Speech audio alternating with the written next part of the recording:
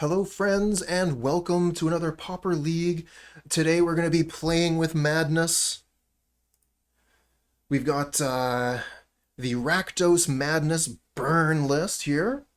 And I played this list recently. We got a new card here, Monastery Swiftspear. So if you watched the most recent Madness list that I posted on YouTube, then you would be familiar with the list that we're playing here. No card changes. Basically, we're looking to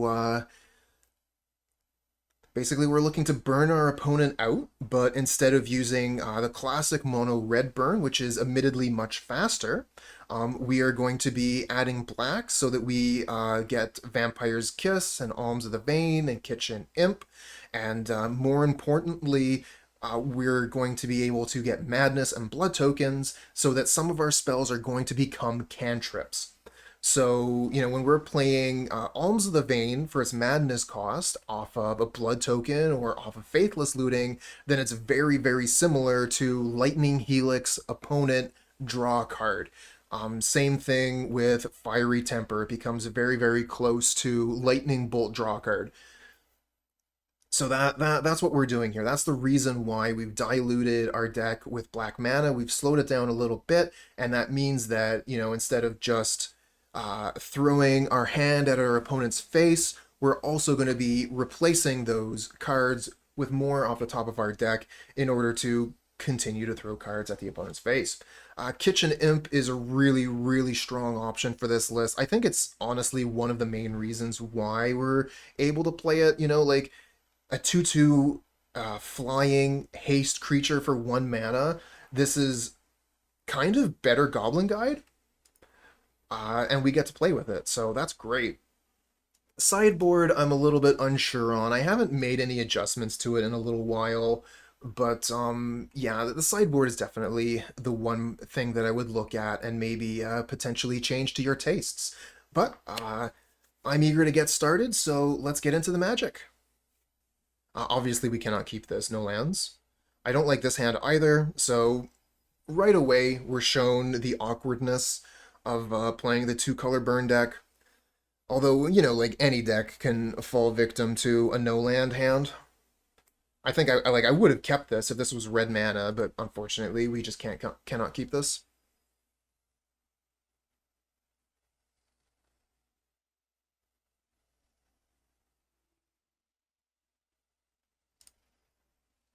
Oh man. So unlucky.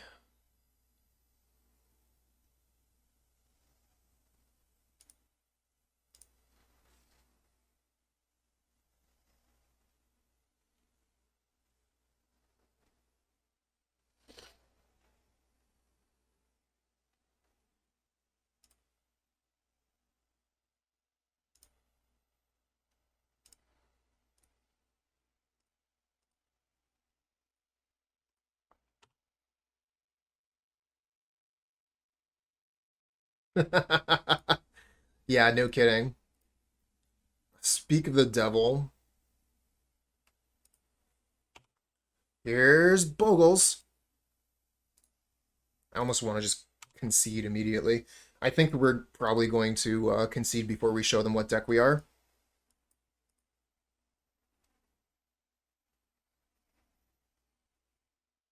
If they have any kind of a start here, it is a nice looking swamp. At least we have a nice looking swamp. Yeah, concede.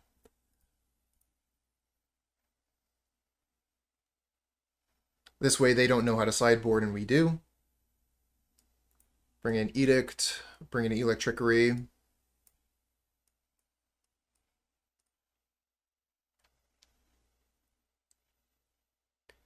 I don't think I want Trespasser's Curse. Take out Fodder Tosser, too slow.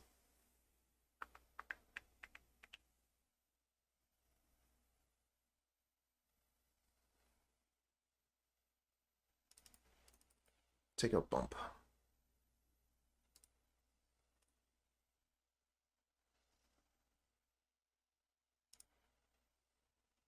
Honestly, I think even if we had gotten an amazing hand, I don't think we were going to win that game. That kind of start out of Bogles. That can beat almost anything. Unless you have main deck edicts. Unfortunately, Mono Black Devotion is not a thing currently. People still force it, but once we get the initiative cards, I think that it will be a thing again.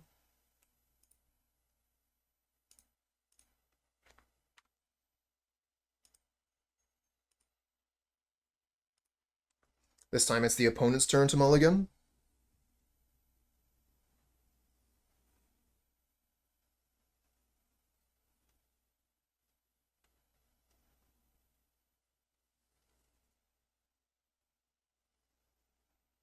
These are the mountains I use for my burn decks.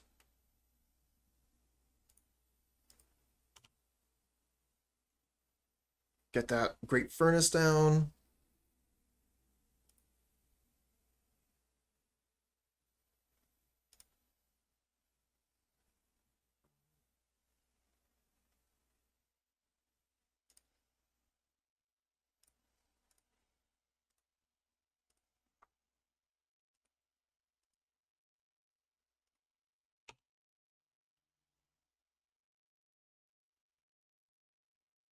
Opponent just said, holy shit. I'm not sure how afraid I should be at this point. Probably very afraid. I think I want a Faithless, just so we can potentially get something. Wrong side.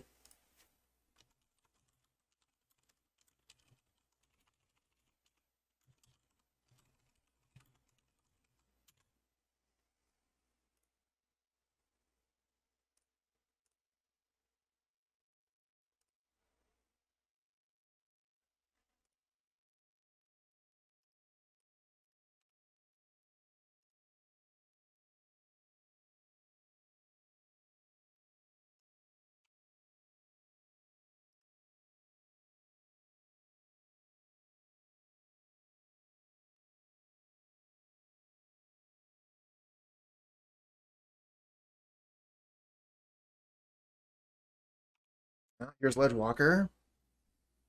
And Ethereal Armor. If they have any life gain, we're probably dead.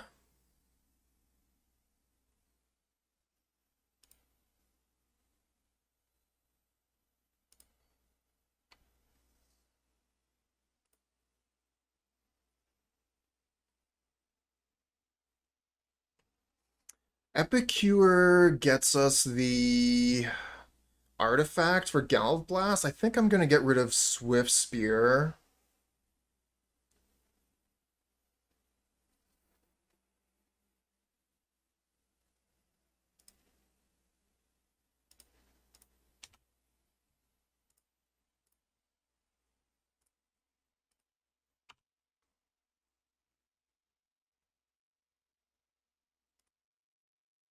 Oh yeah, terrible matchup. 100%. If they get Lifelink or Armadillo Cloak, game over. Oh, there it is. Lifelink, game over.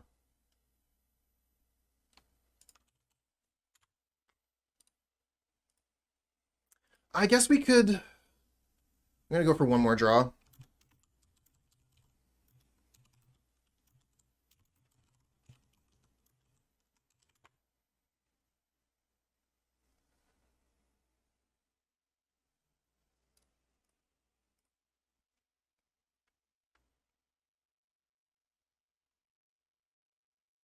Good games.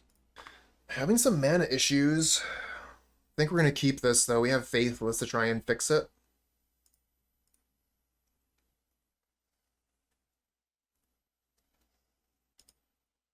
Maybe we'll get really lucky, hit a land off the top.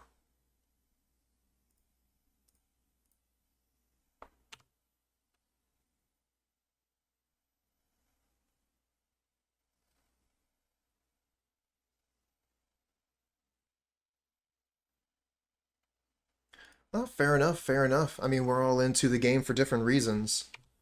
Personally, the competitive side has really, like, caught me and kept me in Magic. Cool, cool. What are you cooking? What do we do here? Very awkward, where Faithless Looting is like trying to find us lands. Guess we could just Lightning Bolt the Delver. Ah, thanks for the follow, friend. Pasta! Well, as a Pastafarian, I respect that.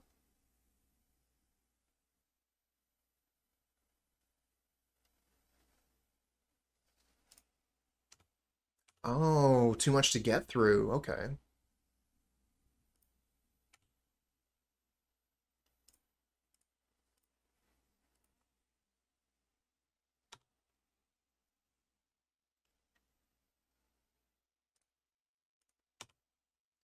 And now we don't really have our chance to looting anymore because they have Spellstutter Sprite. Yeah, you're right.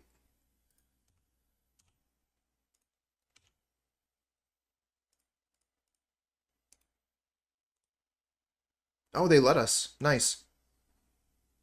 Get rid of Bump, and... Bump is the card we can cast. Brutal. Get rid of Bump and Bolt. Bump and Kiss. Maybe we keep Bump, get rid of Bolt and Kiss. And then we can Bump this turn.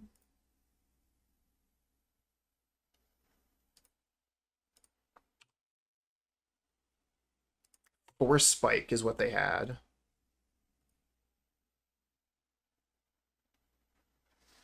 Trying a new Pioneer Madness. Oh, that's awesome. How's that working out?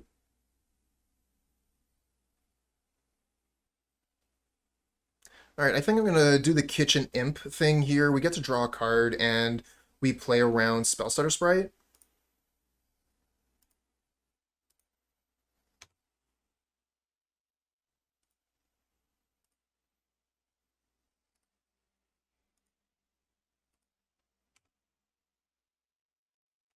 Miss on lands again, unfortunately.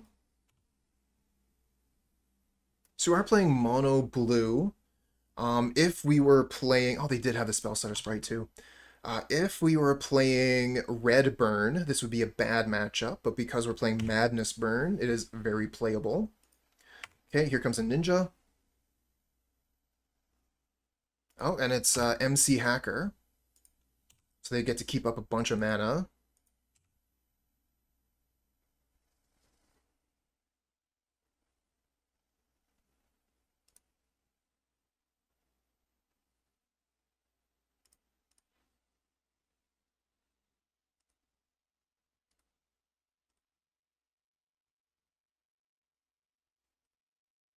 Blue is good versus Burn because of Hydroblast and Blue Elemental Blast. You get to play 4 of each.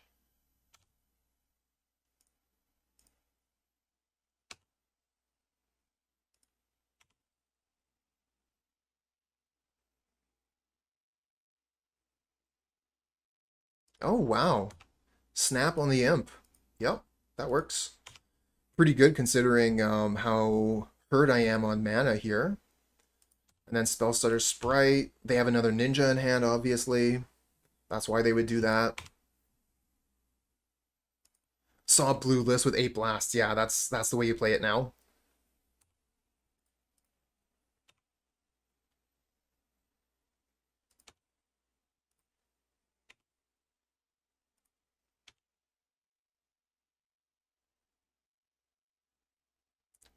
Quite a bit of trouble here. We did find a land, though.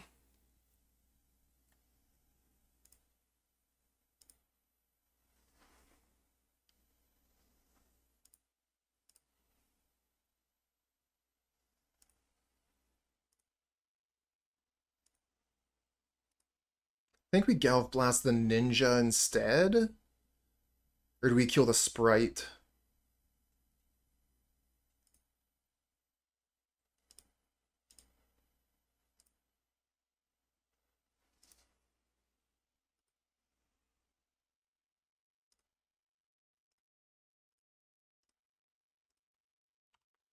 Kill their Ninja?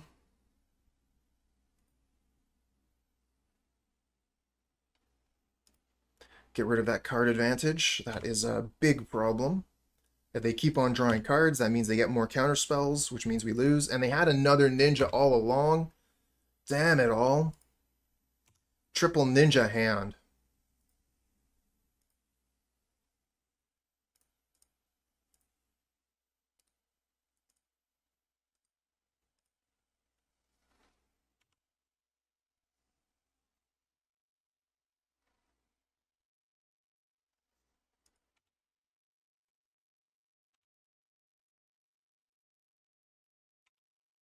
Now this might end up being a short league. We'll see. Do love to see the triple-digit viewers, though. Thanks, everybody, for coming around today.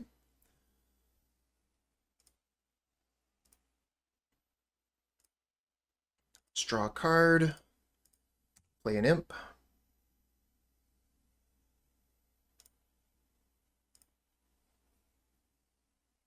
Counterspell on the imp. What do we draw? Get a Swiftspear. We know they have Spell Stutter Sprite in hand. If we deploy one of these cards, we're just going to lose it. Kind of feel like we've lost the game at this point. I mean, turn 8, we have 3 lands. We've just been struggling the whole time. This league is a struggle. They have another ninja? What is this, ninja number 4?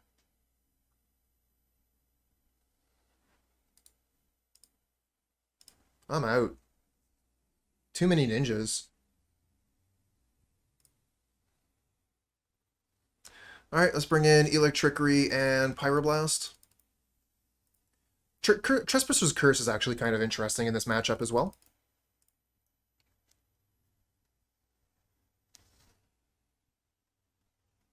The secret of the ooze because of all the ninjas.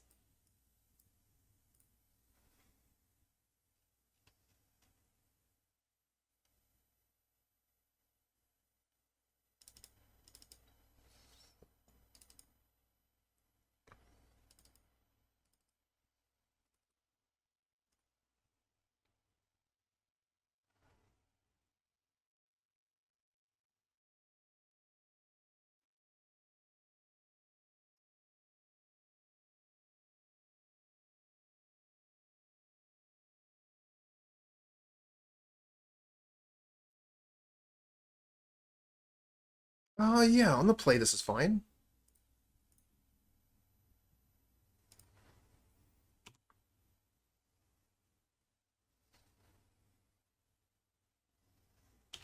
Oh, they're holding up Force Spike here.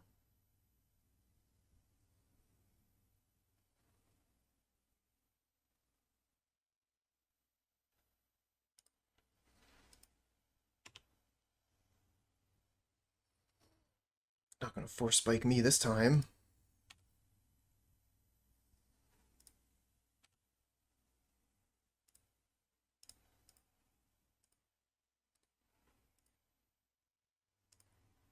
Counterspell will work, though.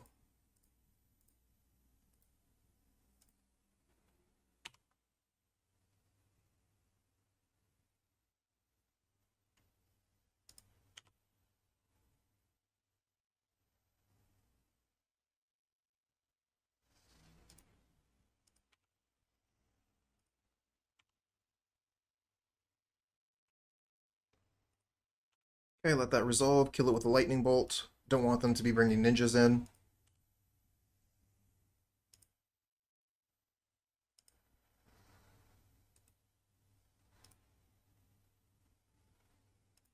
Okay, they play a ninja for full price.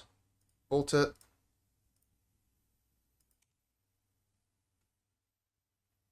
I get another Kitchen Imp. Alright.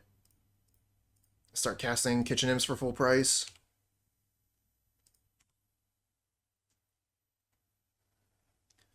My 4-mana creature has flying and haste.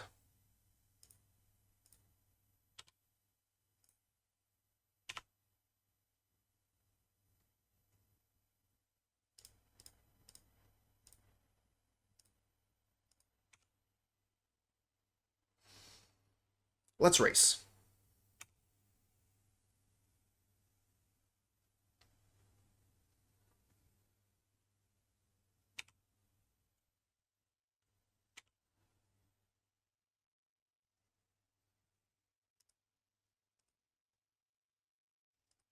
Why would you want a land to come back in hand for this deck? Handsome pretty much just answered it right there. For looting and for blood tokens.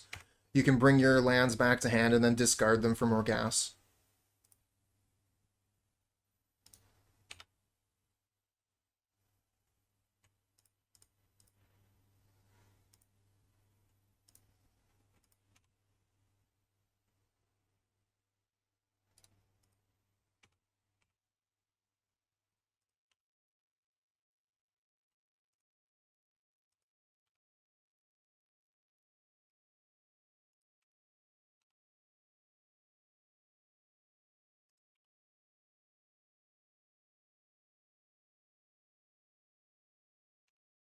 Of one mind. Pretty good. Delver of Secrets, not good enough. Attack in with Ninja, try and find something to survive. Currently, we have Lethal on board here. And then if we get anything, any good spells off the top, draw any spells at all, maybe we can just crush it. Or maybe they just concede here because they don't have anything. Nice.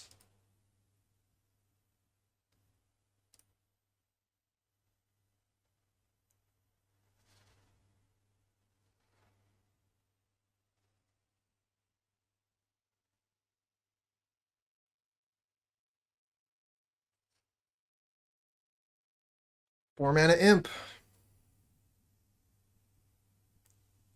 Turns out Kitchen Imp beats Ninja.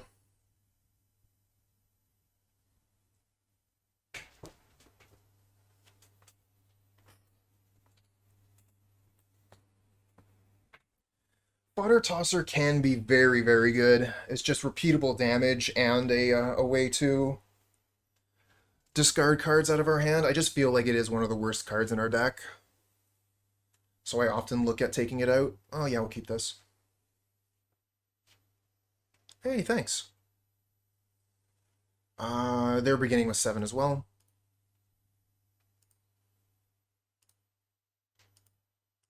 And they have a turn 1 creature, which we cannot currently answer. I'm hoping for a red untapped land off the top. We don't find it.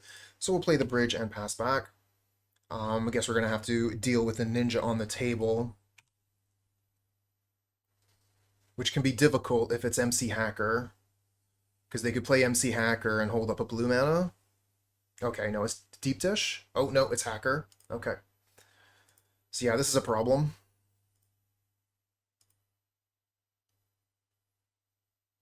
Oh, we get the Great Furnace. Nice. Less of a problem now. Go to their upkeep. We could do it now to prevent Spellstutter Sprites, but I guess Spellstutter Sprite is fine, because we can just kill it and we get a 2 for 2. Yeah, Spellstutter Sprite's fine.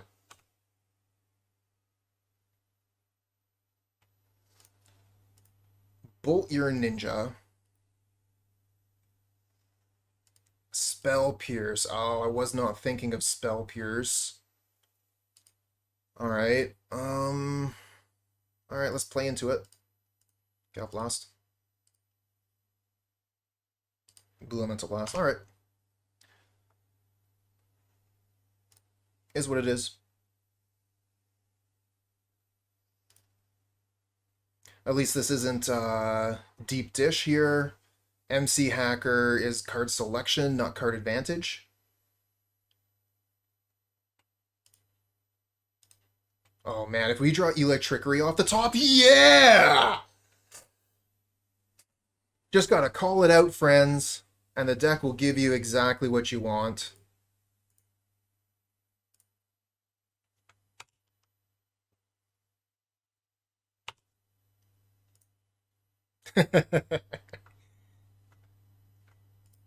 And we got rid of 2 counter spells. Oh, yeah!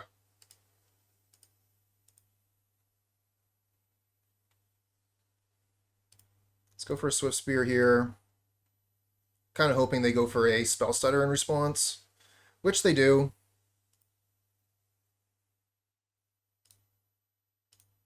Just thinking about how I want to work this. I'm thinking about just going Pyro, the Spell Stutter, and then Galvanic Blast, the Delver of Secrets in combat.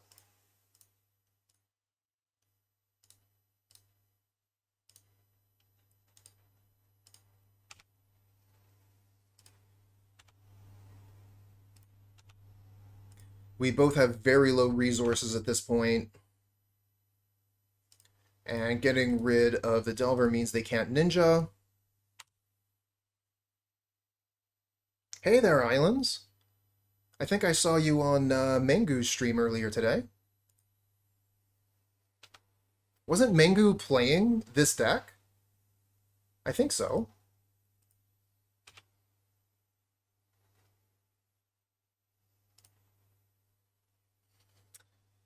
Let's see here. We could Swiftspear into another Spell Stutter Sprite, but we don't. Yeah, Mengu trophied with it. I saw the end of the league there. It's on my list to play the Mengu version. We could. I think the best thing here is just go for broke Swiftspear into Vampire's Kiss.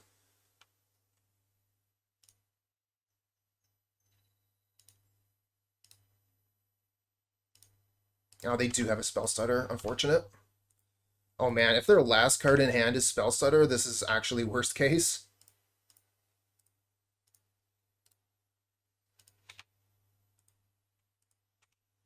Hey, clans. Alright, let's attack. You get a Kitchen Imp next turn. Gotta love a Goblin Guide that cantrips. Alright. They attack, so they probably have Ninja in hand. Yep. And it's a deep dish. And we know they have Spell Stutter. This is a great way for them to turn the game around.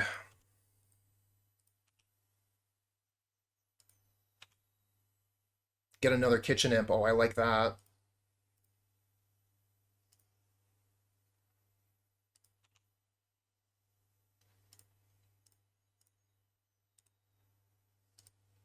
What do we draw? Vampire's Kiss. Oh, that's awkward.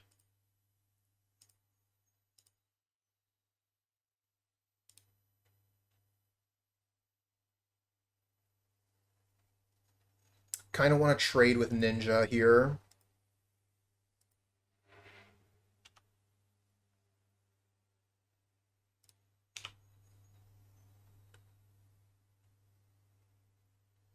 Ninja is how the opponent gets back into this game, I believe. Okay, so no reveal, which means they drew like a creature or something. Creature or land. Could have been a Spell Stutter Sprite. Oh, Electrickery is pretty good.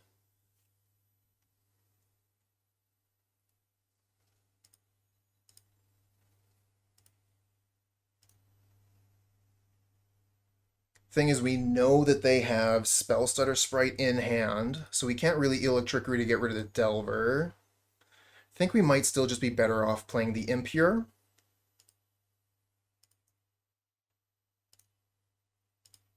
This might have been a good play. The Vampire's Kiss. I really just want to draw land, though.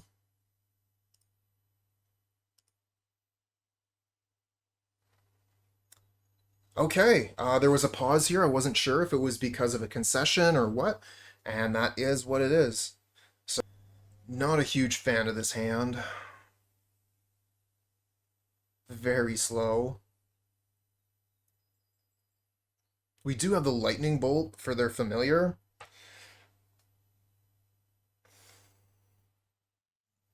Over like a long period of time, this hand evens out, but if they're playing familiars again, we don't have a lot of time.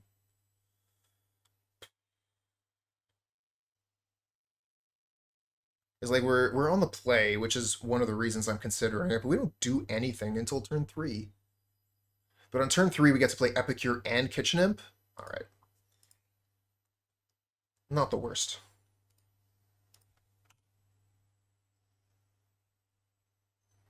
Card games are a weird concept when you think about it. Yeah. And then again, we've been playing these games for how long? I don't want to say since the beginning of time, but since before the printing press.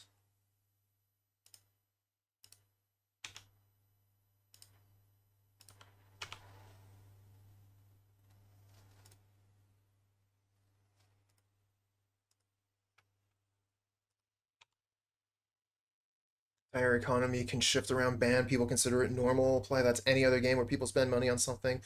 Yeah. I was actually speaking about that with my parents the other day, and they were kind of shocked at my outlook about it.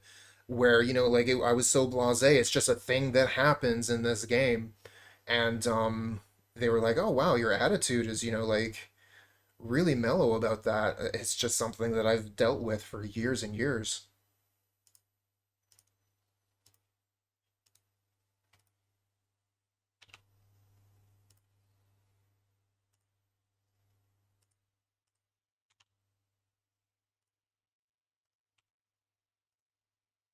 Cool. Let's attack.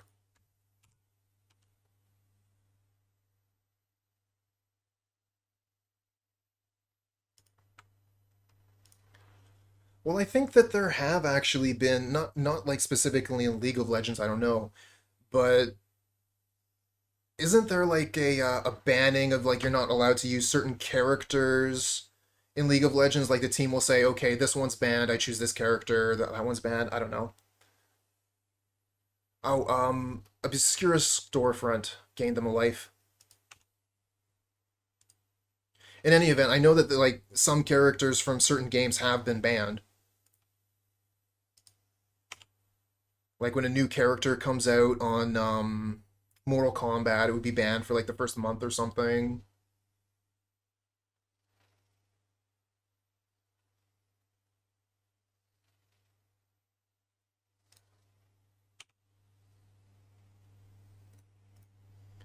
I think that, like banning is an unfortunate thing. It's something that we should avoid if possible, but if you can't avoid it, it's better than letting the game die.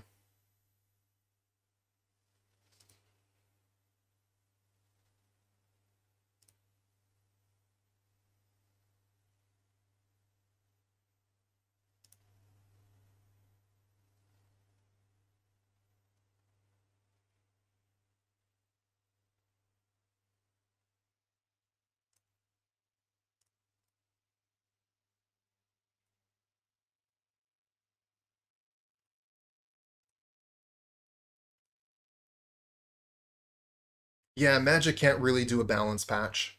Not on this program. On Arena, they can and have.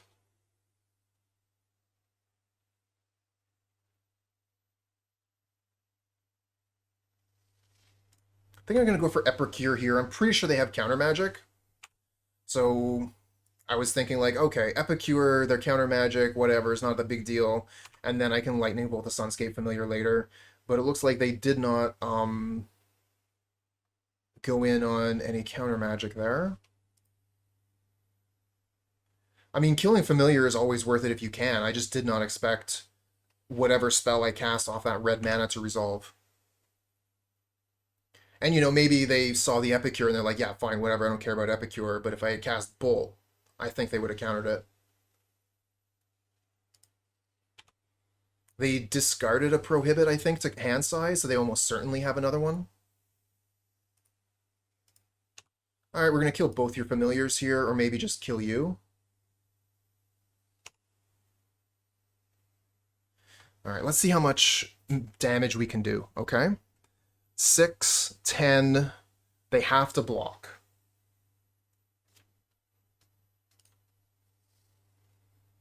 But we don't have lethal, but we can kill both of their familiars if we don't want to go for lethal. Right? Because that's 10, 12, and then block. Then again, putting them to 1 is pretty good. Leaving 2 Sunscape Familiars, though, so dangerous. I think I just kill the Sunscape Familiar so we can get the extra damage in with the Epicures.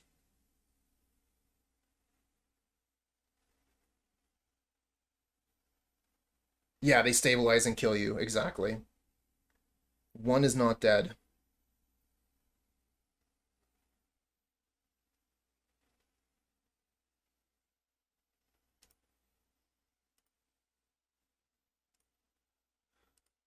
Alright, let's start with Alms.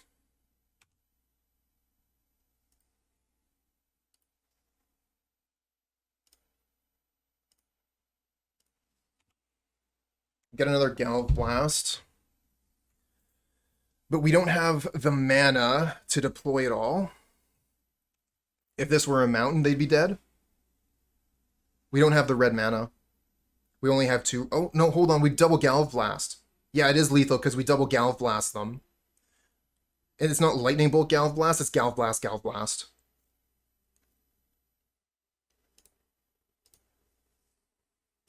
So, good call on drawing a card.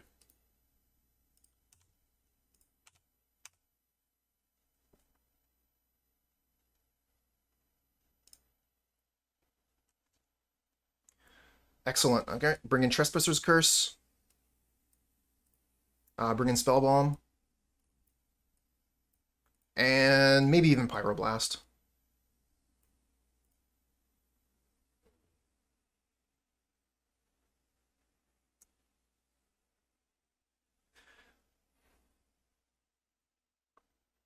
It's a lot of cards to bring in.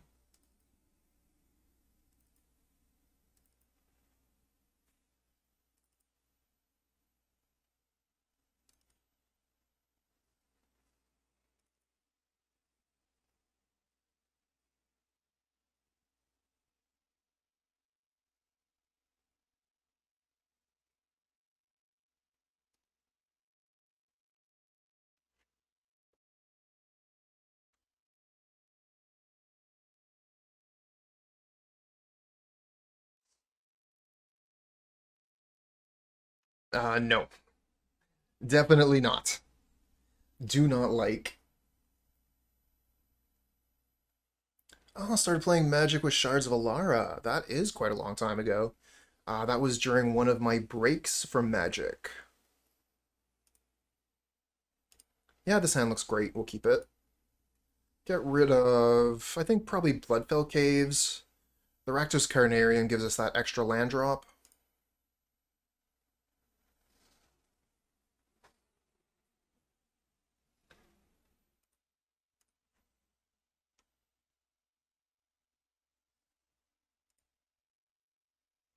Oh, chat, lethal is a giant meme in the Hearthstone community as well. Oh, okay. I thought for a second they were going to put out the 0-4 on turn 1.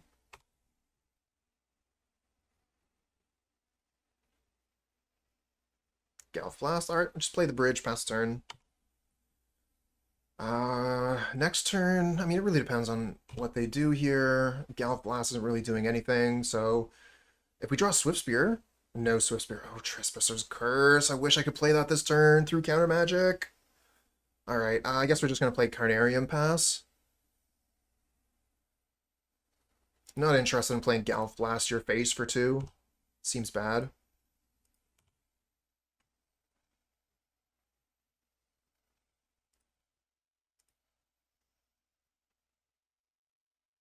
Three mana for Seagate Oracle. Now we get to resolve Trespasser's Curse. Awesome. How did you have enough mana for Galvanic Blast? We tapped the Carnarium and had a red mana floating. So there was a little red mana right over here where my mouse is circling. And then we also had an untapped red source. Play the Curse.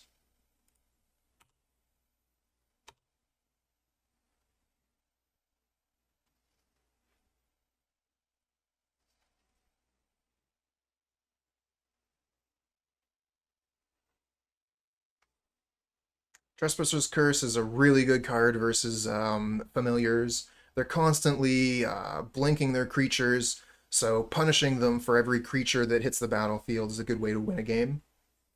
Of course, they do have access to Echoing Truth or Revoke Existence, so there goes our plan. Apparently, I mean, they probably had this for our lands, but it just really worked out there for them. We could temper the Seagate Oracle. Just so awkward right now. We don't have any way to gain advantage from our madness. Our choices are Alms the Vein, Fiery Temper this, and that's basically it.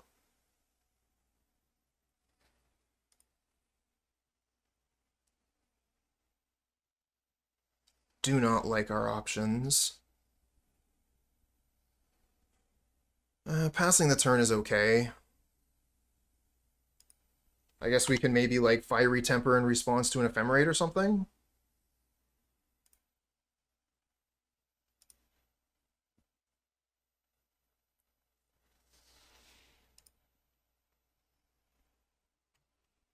Yeah, I think that it's still early in the game, but opponent might have already turned the corner.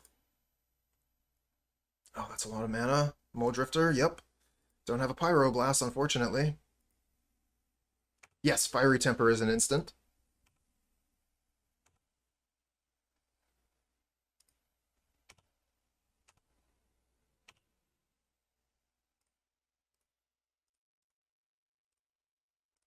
Hey, thanks for the follow, friend.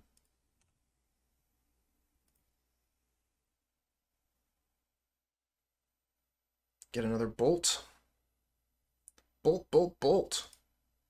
It's a lot of damage in hand, especially if we can get these Galv Blasts going. Didn't I try and move a Galv Blast? Quality program. There we go.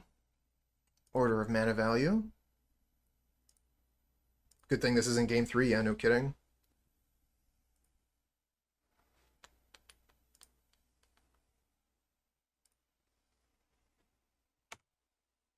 Alright, let's pass back. We got double bolt, so if they try and do some shenanigans, we can maybe interact with them. Oh, that is probably just game, honestly.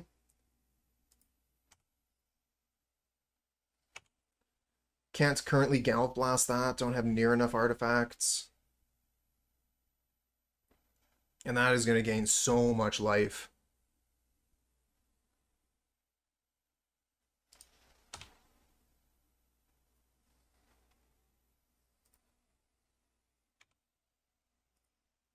Oh, what are Will-O-Wisps going for?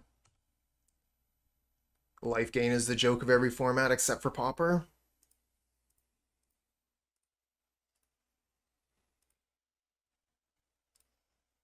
No, our odds are terrible. We're losing this game.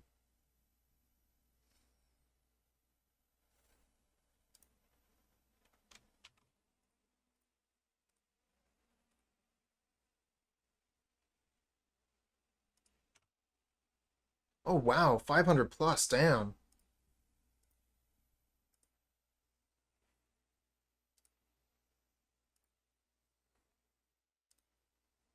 Dimir Undying Muldrifter combo still a thing? No, generally if you're going to do something with Muldrifter, you'll use Ephemerate nowadays, which is what our opponent's deck is all about.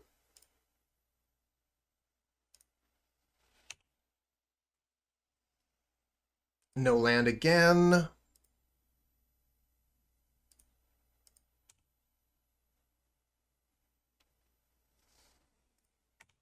Guess we should have kept that other land.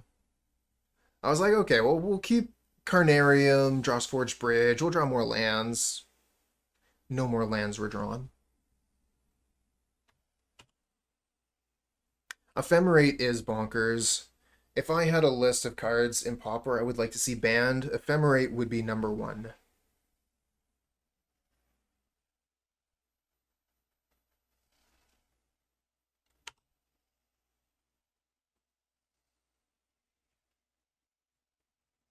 Another God Pharaoh's Faithful? Oh my god, we should just concede this game, move on to the next one. We are not winning this. And we are also not timing out the opponent. It is not happening, not because it's not a thing we wouldn't do, but because it is not possible. How does Familiars win? Don't believe it's Muldrifter beatdown plan. You can win that way, but more likely there's like going to be some other combo, so they might have Sage Row Denizen, and that allows you to mill out the opponent.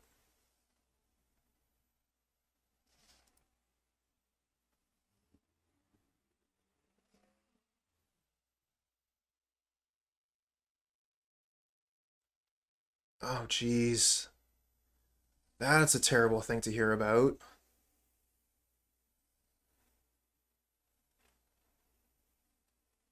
Really hate hearing about people having their collection stolen. That's just tragic. Obviously, we cannot keep this. If a Karoo land is your only land, you are not keeping.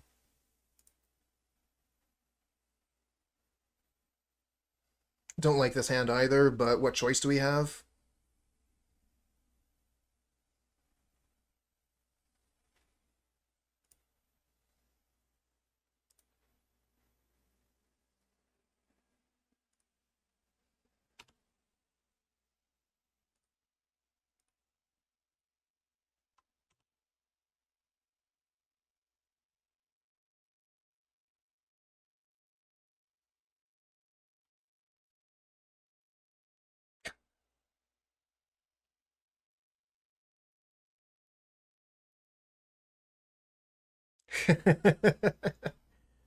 Is this the second time you've wanted to ban a Loro on my stream?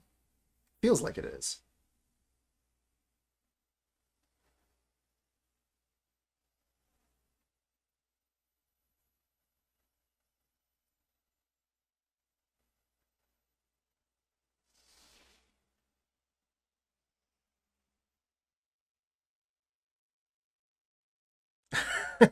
You two.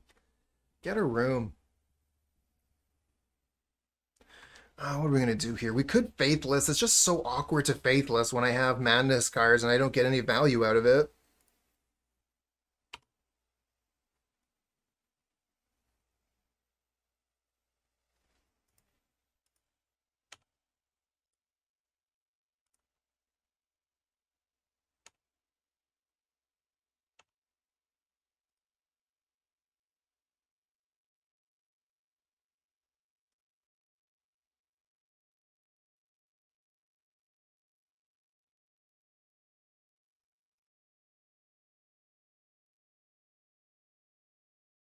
Okay, here we go.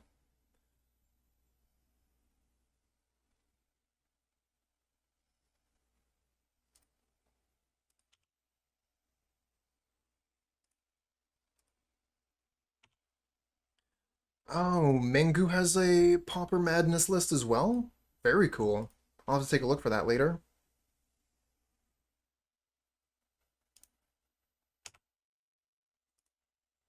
Crackling Doom and win. Try to bolt the familiar here. Seems like a good use of our mana at the time.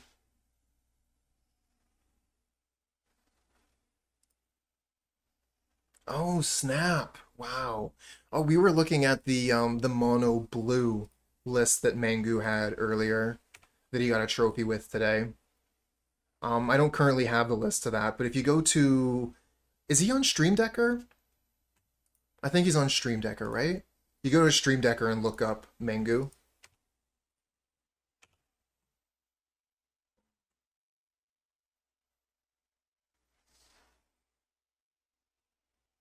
Excellent. It looks like Bone Music has found it. That's good news. I could just hard cast Imp. Give us another turn to wait on the looting. Because if they prohibit the looting, we can't... I guess we could still Alms of the Vein.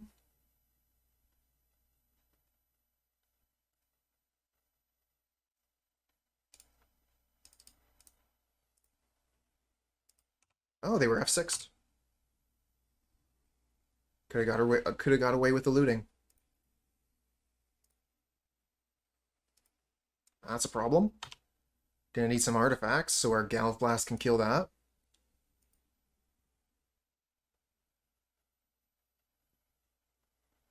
Snap is an amazing card when you're playing Karoo lands. It's mana positive. We've gotten rid of almost every card in Pauper that untaps lands, still have Snap.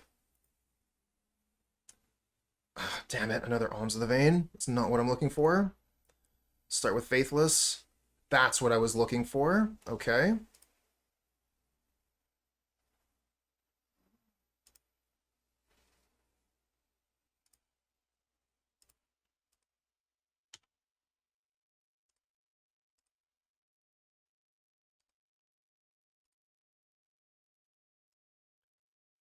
Yeah, unfortunately, links don't work in the chat for most people. Sorry.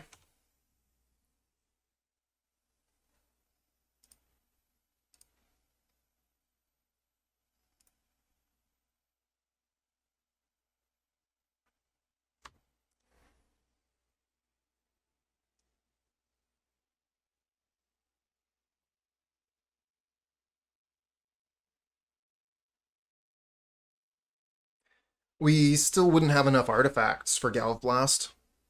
Vampire's Kiss gives us 2. We don't have any artifacts otherwise.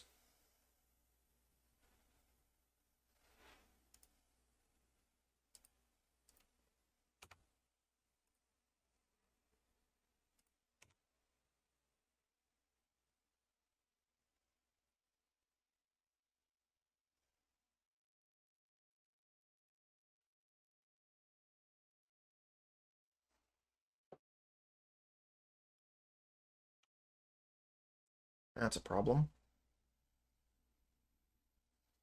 Another one?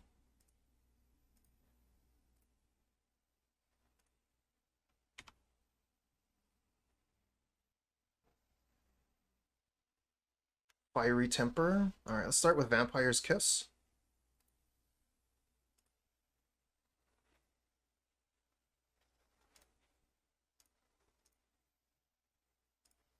And then kill the Sunscape Familiar.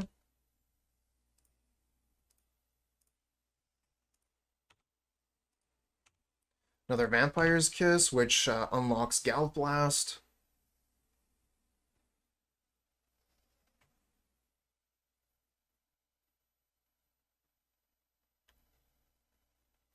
Okay, here's a Muldrifter, which does block up the Imp, but they're tapped out, so we should be... Oh, there's an island, so they could have something. They could have a Hydroblast for our Galv Blast now. Oh, we drew Pyroblast, though. Perfect, perfect. So we'll start with a Vampire's Kiss, which gets us Metalcraft. And then, do we just Galv Blast them? No, we gotta kill the God Pharaoh's Faithful. This thing gains way too much life. This is a must kill.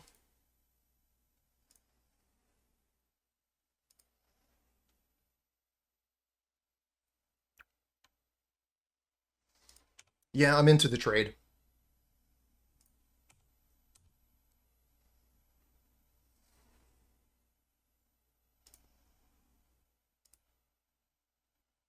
No trade. You know what? I think they would have saved the God Pharaoh's Faithful if they had the choice. I'm going to kill the Muldrifter so they can't ephemerate it.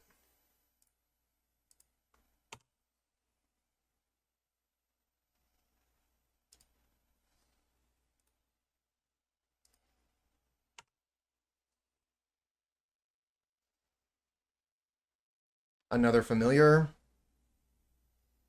And a Seagate Oracle.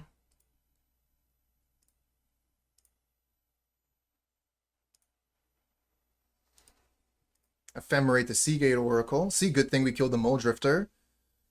They would have drawn way more cards. And a Swiftspear. Okay. Play the Swiftspear.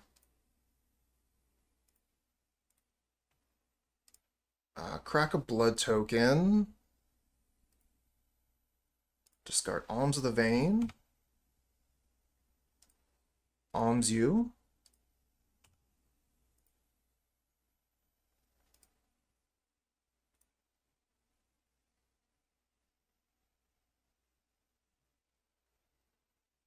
They're going to Hydroblast the Swiftspear, okay? I mean, that's fine. Swiftspear can't really get in damage with the blockers you have currently.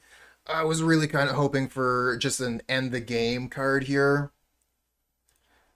Do we play the land or do we blood token the land? I think we blood token it.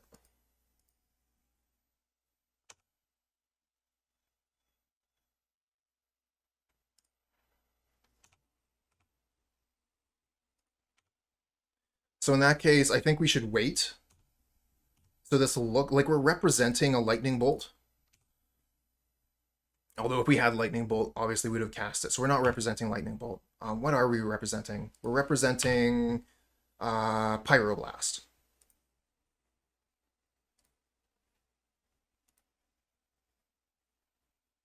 Mortuary Mire puts Muldrifter back on top. Yeah, Gelb for 2 would still work on some things, like a Muldrifter.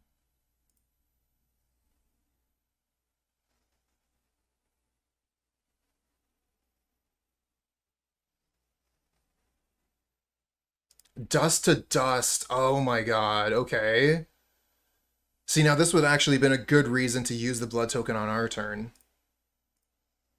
Because then they would not be able to cast Dust to Dust. Get a Faithless Looting, not the worst. Dawnbringer Cleric probably gains 2 life. Yep. Lightning Bolt? Alright, I think I start with Faithless Looting.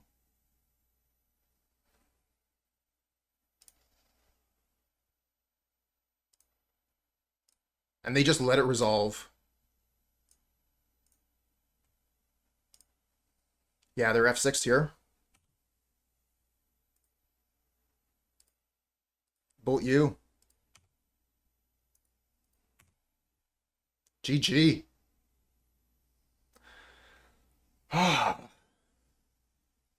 Anytime you beat familiars, anytime, any way you beat familiars,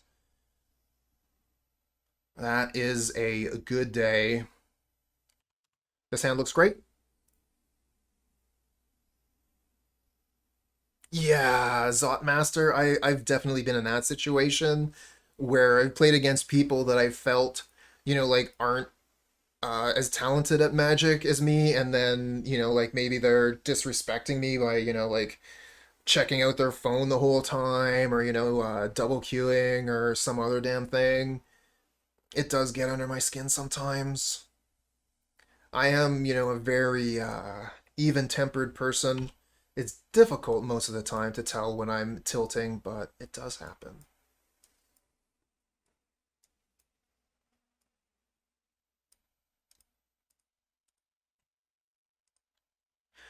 I have actually wanted to do that double Q IRL. Like chess masters that play multiple games at the same time.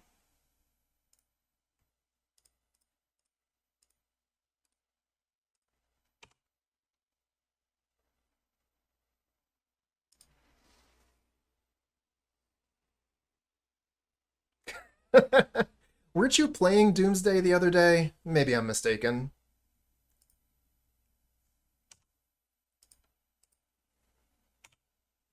Now, this is a bit of a problem. I do want to kill this, but Burning Prophet is like their worst creature. You weren't? Oh, well, maybe you should. Uh, you know what? Cancel that. There's decks that exist in Magic that just certain people don't want to play against, or play as, rather. I don't want to play as Tron. So yeah, I respect that.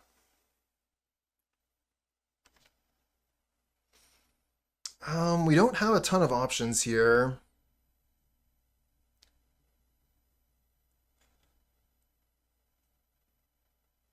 Oh, that's right. I did see that. The mono blue version with Thassa's Oracle. That deck is awesome, actually. Thassa's Oracle is really cool.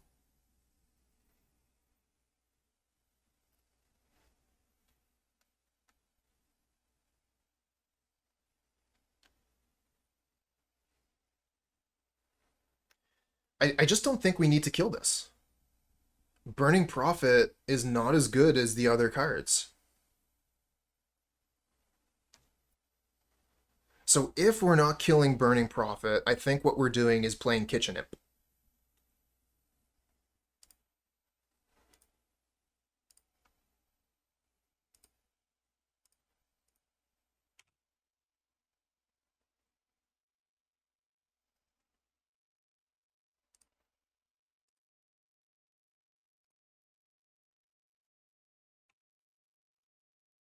Another Galvanic Blast. Ah, that's a lot of damage.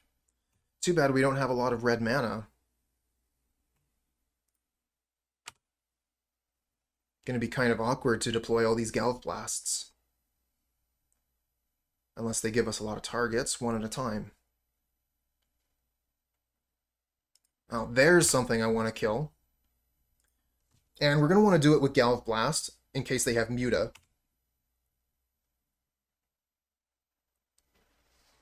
And I'm going to want to do it on our turn, so that we can play around, what's name? Blessing, Apostle's Blessing.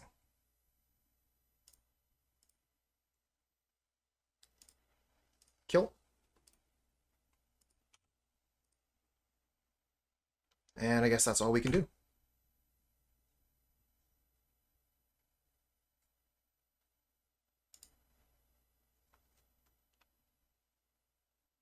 I think I'm fine with F6ing here. I don't really want to use the blood token. We have another Galv Blast in hand. And I want to save that blood token for Alms of the Vein.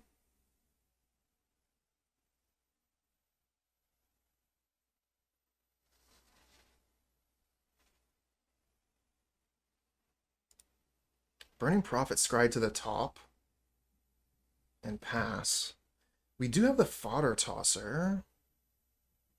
We draw too many lightning bolts in our burn deck. Oh no! So I think we Galv Blast them, Alms of the Vein them, and attack with Kitchen Imp. And we can Alms of the Vein on their turn. That's a little bit worse if we draw land, but better if they're presenting lethal in some way.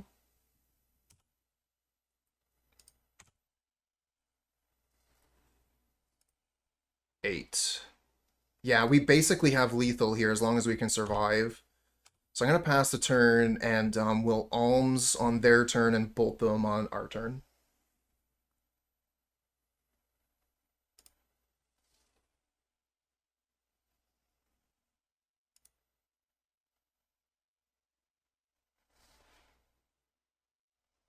No, I think it's fine decision making. I definitely wanted to make sure that I was wanting to hold up Lightning Bolt. I really do not think Burning Prophet can kill us, though.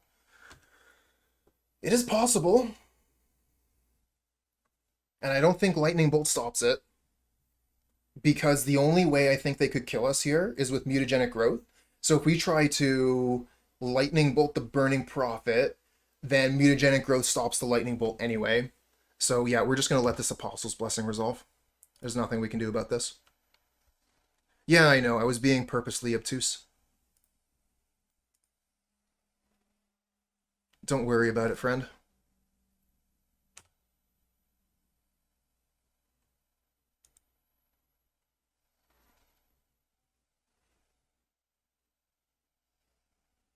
Yeah, there's the Muta.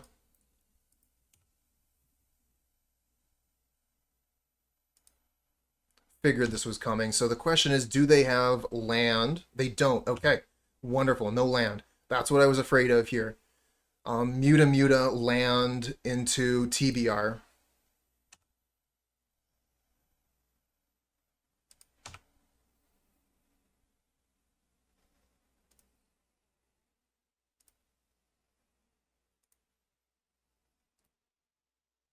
So scoop now, opponent?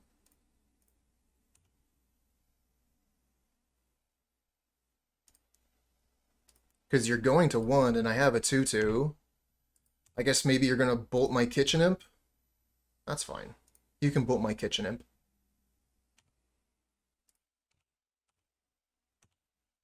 Nope. Just add lethal. Okay. Let's bring in our removal edicts. I think that's the only thing we bring in here. Fodder Tosser too slow.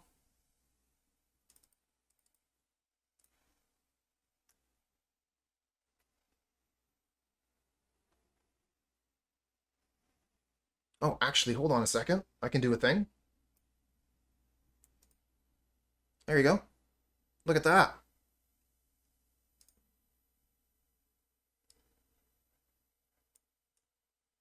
Fodder Tosser usually does get the cut. It is the worst card in the deck. So when I'm looking for things to cut, this is usually the first card that I look at.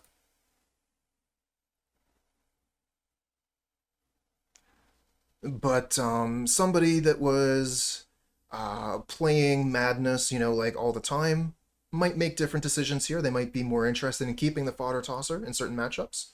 I just don't have the Madness experience to be boarding perfectly.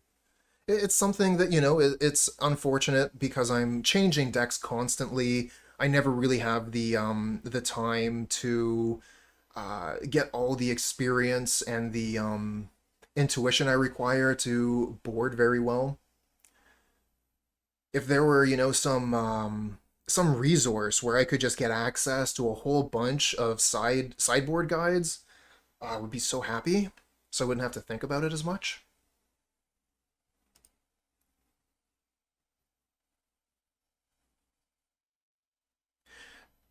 Yeah, I mean, Fodder Tosser is fine. It works in the deck. It's just, you know, not great.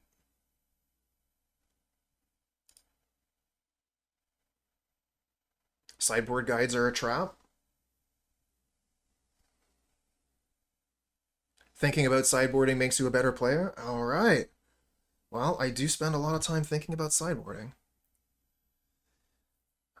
Speaking of thinking, this is an interesting hand, but I don't think we keep it.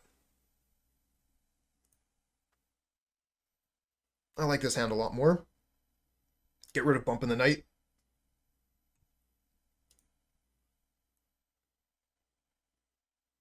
Just play Karn the Great Creator, never need a sideboard. Next level tech. Get rid of Bump. Bump doesn't kill creatures. I mean, a sideboard guide that you wrote yourself is probably one of the best things that you could be doing. I remember when I was playing a while ago, I went to this RPTQ with Jeskai Blitz deck, and on the way to the tournament, you know, like on the plane ride and all that business, I was just working on sideboard guides the whole time so that when I arrived at the event, I knew how I was going to sideboard against whatever matchup I came up against. So, like, that was my sideboard guide for my deck that I built the day before the tournament, so it felt, like, very relevant. But it's just not something I have the time to do now that I'm playing on Moto every day. So Drossforge Bridge is an option. The other option is play Mountain so that we can Lightning Bolt their 2-drop on their turn. And then we get to untap. I think Drossforge Bridge is better. Let's just play the bridge.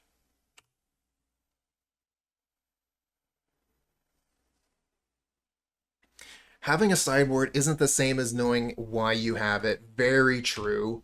I've been in a situation where like I copy a lot of decks off MTG Goldfish, and I'll be in a situation where I don't even know what the card is in the sideboard for.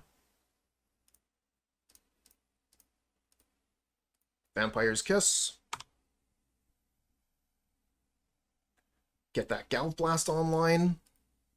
They still can't find a land. Oh, no, there it is. And there's Kiln Fiend. Okay. We have a game. So we're going to start with Galvanic Blast, Kiln Fiend on our turn. We're using Galvanic Blast because if they have... Oh, we just got Edict. That changes everything.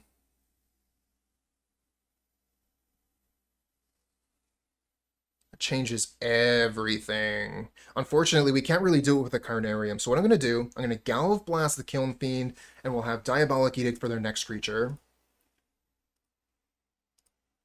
Yeah, Muta doesn't work. You need 2 Mutas for this. Get to return the Mountain, and we still have Bolt up. And then next turn we have Edict. This is feeling pretty strong. Especially with the opponent being on a severe mulligan here. How far did they mulligan? To 4? Yeah, they mulligan to 4. Another Kiln Fiend.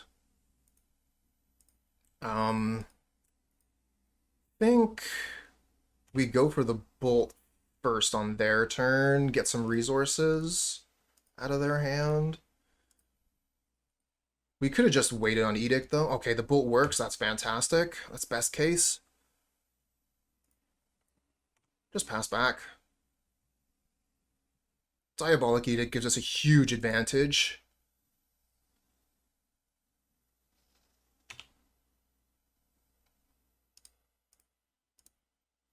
Gonna leave the Mountain in hand. We can discard it with Faithless Looting later. Yeah, sure, you want to Lightning Bolt my Epicure? You got it.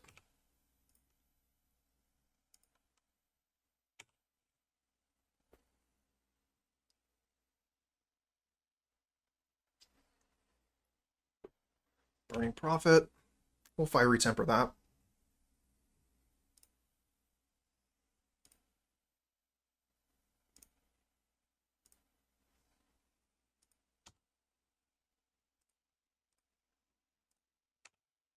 We are the control deck.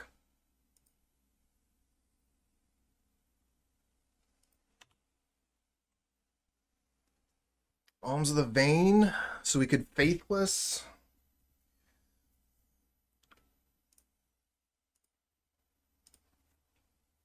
Kind of hoping for a Kitchen Imp off the top, exactly what we get.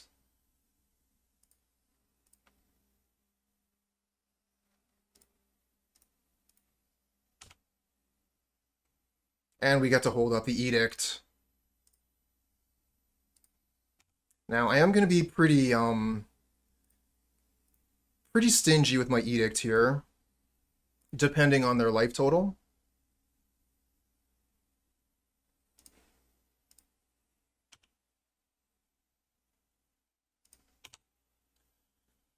Because Edict isn't necessarily going to kill just their creature, it can also take all their resources out of their hand.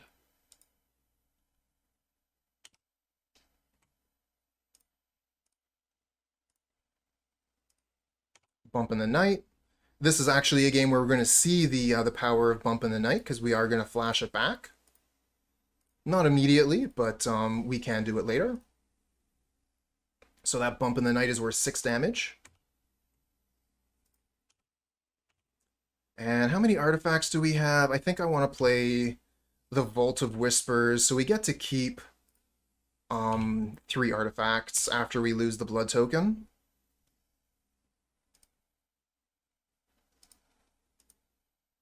Alright, this game's over.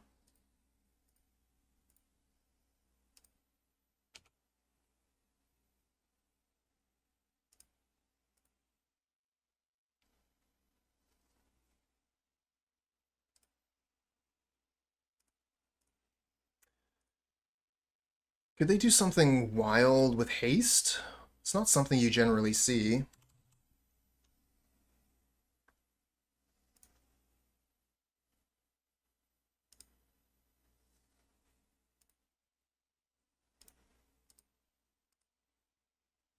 Did we still have enough mana for Bump? 1, 2, 3, 4, 5. It requires 6.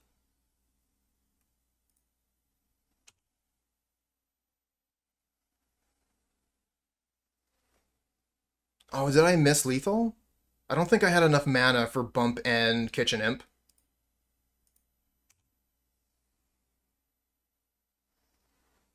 Wow. Just have double Edict now?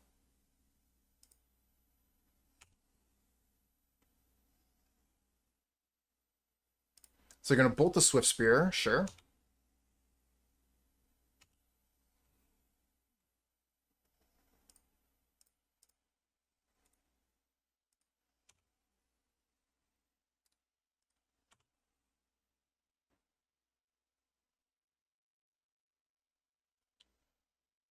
Oh. I did not see that. Was it? Yeah, we didn't have the mana for the Kitchen Imp and the Edict.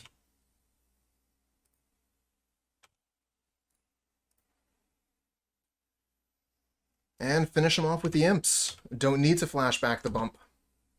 And still had all these double Diabolic Edict in hand. They weren't getting past that.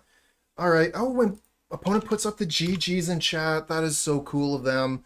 I can absolutely understand if they were being frustrated here. This was a mulligan to 4. So, you know, like, Salt would have been expected, but opponent here is being very sportsmanlike. We have both of our colors. We have Vampire's Kiss. I like this. We'll keep. If you win Pancrano.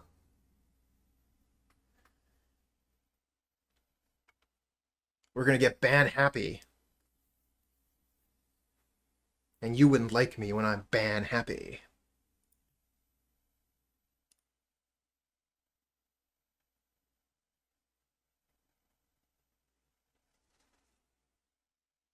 Ah, the old self-ban. It's probably for the best. Ooh, Mountain Go.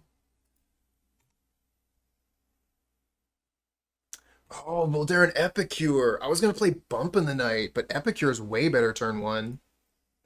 Good draw. That might have been the best draw. I mean, Swiftspear obviously would be super, super good as well. But being able to, okay, so we're playing against Hot Dogs again.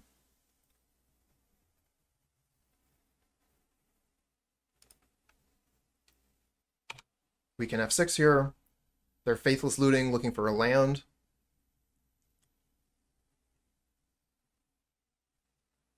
I mean, the fact that we're going to be able to put a Kitchen Imp down turn 2 as a cantrip, that is just really strong. That's the power of Epicure. And then it also got a spell out of the opponent's hand, so that's, you know, one spell that isn't being... ooh, okay, this is a different deck entirely. I thought we were playing Hot Dogs, but it looks like we're playing Boros Dogs. I don't know this deck very well.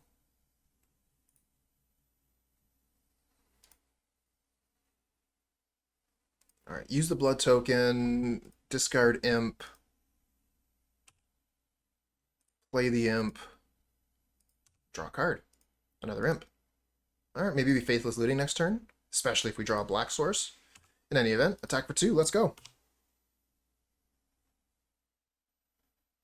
Really enjoying Pauper at the moment, had most staples already, so every new deck. Also, pickup is so cheap it's a joke, especially after the gates got released for everybody. If we draw a red source, we can Vampire's Kiss into Galvanic Blast, kill the core Skyfisher. They also just have to pick up a land here, but that lets them replay the land untapped. So maybe they have like a Bolt for Kitchen Imp. Untapped mana source, please. Not that lucky.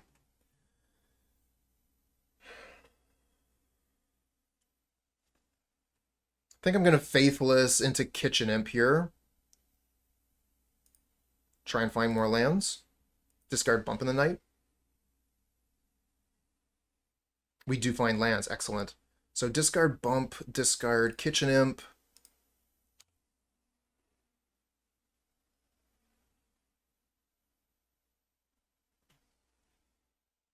Cast the Kitchen Imp. Not attacking this turn. I'm not going to throw away one of my imps into other core Skyfisher. But next turn I get to play double Swiftspear, so that's way more interesting for combat.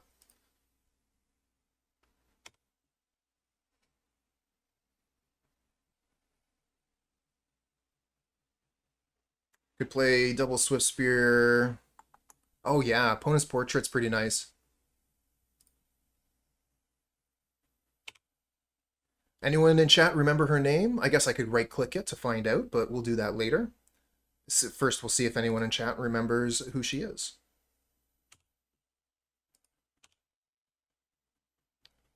Looks like Miri. I think that's right. Crew from the Weatherlight, right? Everyone's saying Miri. Let's right-click. Yep, Miri the Cursed.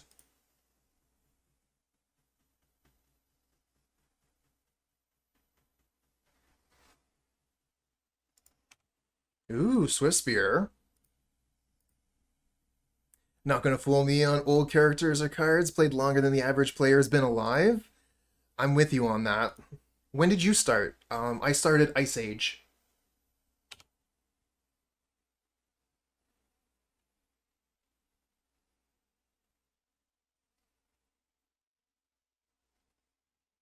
Oh, you started Ice Age as well. Awesome. Cooper, you look young. Thank you. Yeah, and I look even younger if I shave off the beard. But I feel old.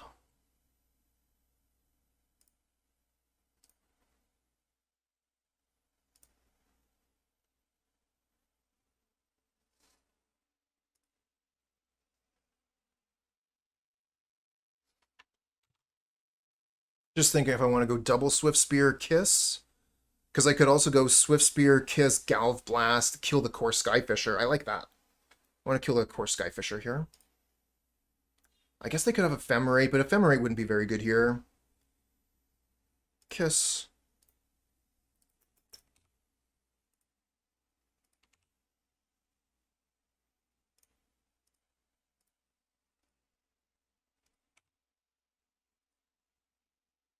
Oh, Necropotence.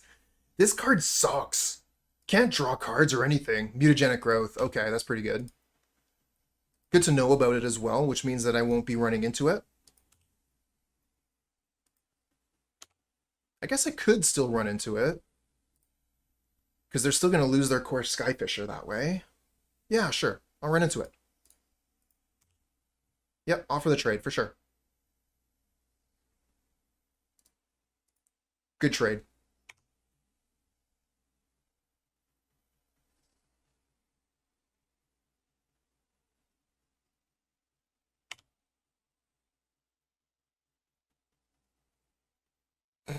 For your Goblin Brigade, oh my god.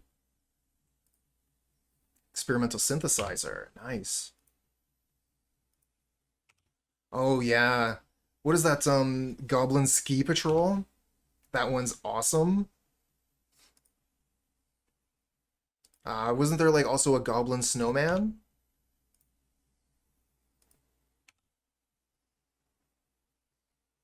Don't like the Glinthawk, which is able to block our Kitchen Imp. Don't like that they got a land off of their Synthesizer.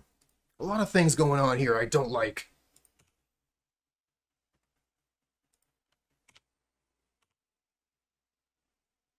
And they have Synthesizer in hand to really go. So we gotta go. Gotta get aggressive here. Faithless. Blood token the Alms.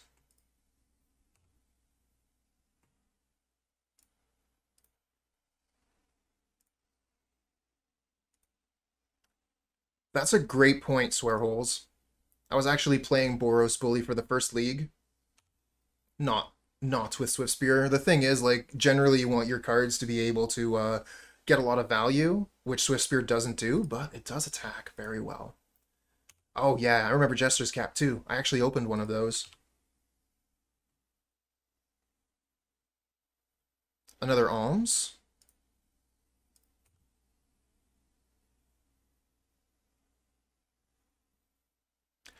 Blaubear, you just got a trophy with Ponza? Congratulations! That's awesome! Do you remember what your matchups were? Let us know.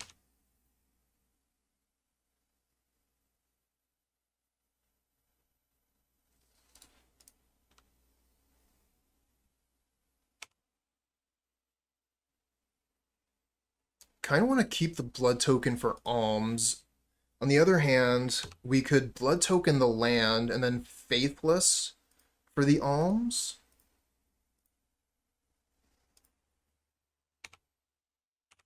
Yeah, we're probably going to want a Faithless for the Alms, so we'll blood token the land.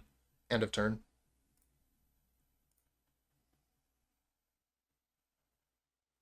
Living in a small town in Quebec.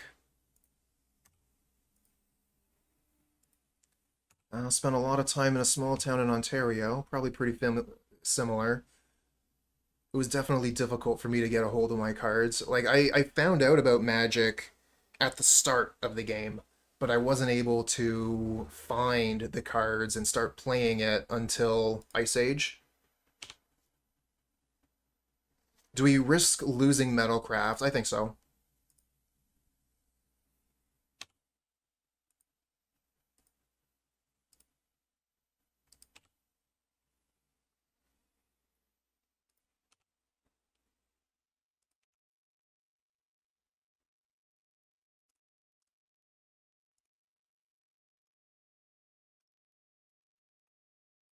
Vault of Whispers on top.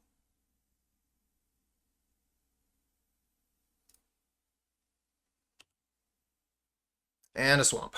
Okay, so obviously, oh, we also have bump in the night. 1, 2, 3, 4, 5, 6. So we can bump them and then Alms. So I think we go Faithless Looting this turn and then we can bump them later. Yeah, me too, Grana, me too. No trophies for me today.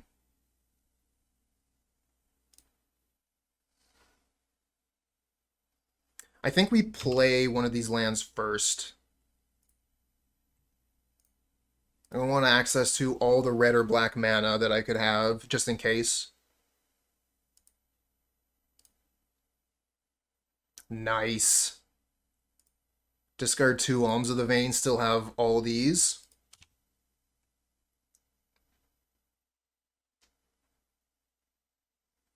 It was your second MTGO trophy, so everyone needs to know. Yeah. Okay, opponent scoops. And we get to play against this crazy Boros deck. So what am I going to do against this crazy Boros deck? We could bring in Smash. I wasn't paying enough attention to their lands. Chat, was opponent playing the artifact lands?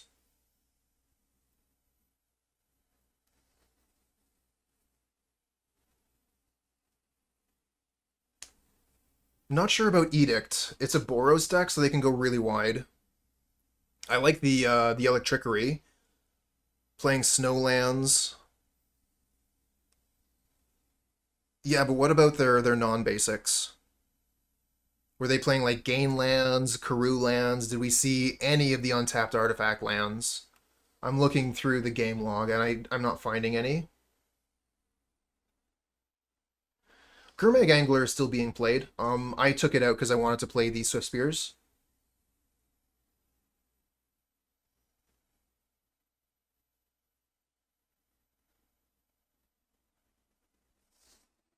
Yeah, Ancient Den. So they are playing the untapped artifact lands. Okay, good to know. It makes a lot of sense with the bird Glinthawk. So we bring in... Oh, we don't want Electrickery, actually, sorry. This is not the matchup for that. They all had, like, X2s. So yeah, Electrickery is not going to work. Yeah, Fodder Tosser, I would say, is the worst card in the list, but it's still... I mean, it's very... It goes with the synergy. I guess we could take this out for 2 copies of Deadly Dispute.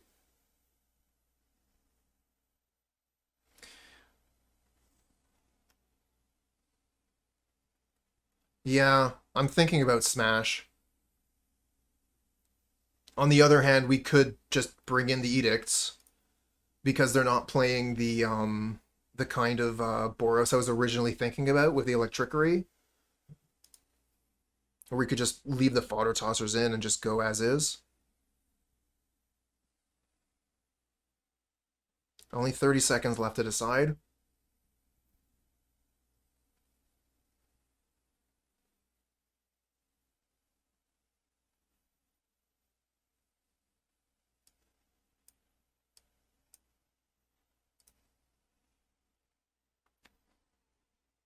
We're gonna go for the Edicts. For the Fodder Tossers. Nice and clean.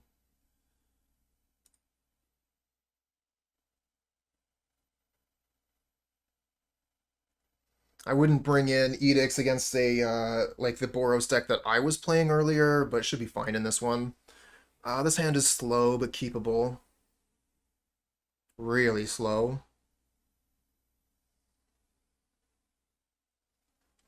On turn 3, we get to Epicure Vampire's Kiss. Opponent is on the mulligan, though.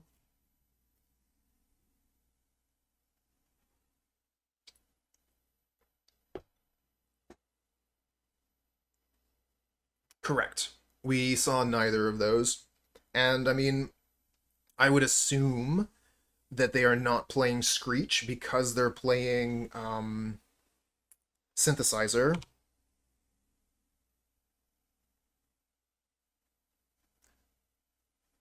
D&T or Moonstompy? Oh. I assume that's Legacy? Go for D&T.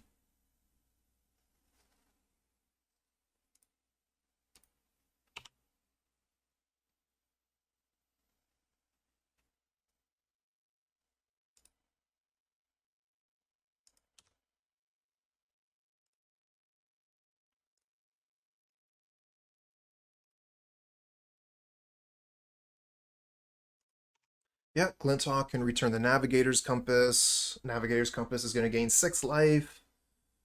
That seems pretty good, but they only have the 1 land.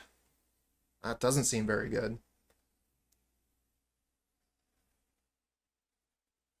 Could play the Mountain, Galvanic Blast this. Kind of like play Mountain Vampire's Kiss.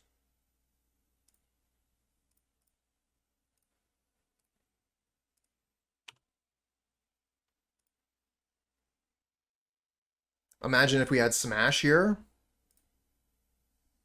What are the blood tokens good for in this deck? We have a lot of Madness cards, so blood tokens allow us to turn our Madness cards into cantrips.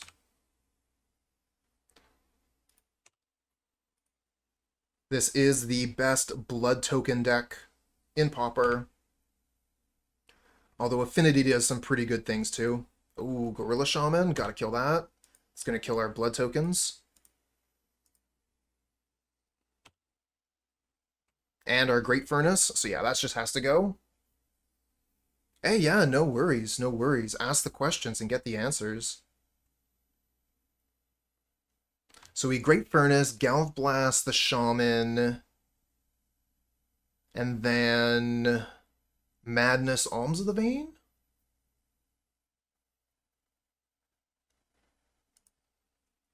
Wow. Regardless, I know I want to do this. This is guaranteed. It's the next plays that are kind of like up in the air. I could... Like, Epicure doesn't seem too good here.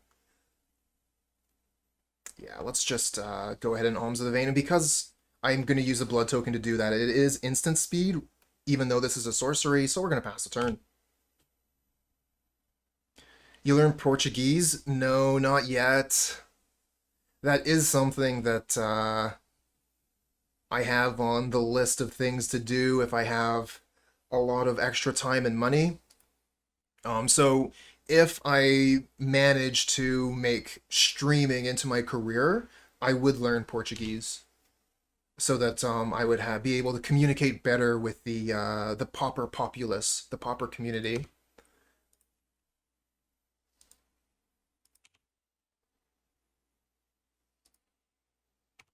Hey, thanks for the follow, friend. Unfortunately, it's just not possible for me right now with time constraints. I'm, working a job at the post office. I stream as well. I also have the editing to do. Not enough time right now to be learning another language. I would really like to, though.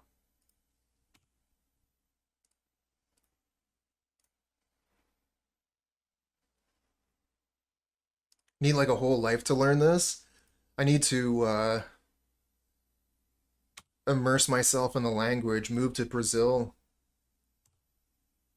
But again, not really a thing I can do.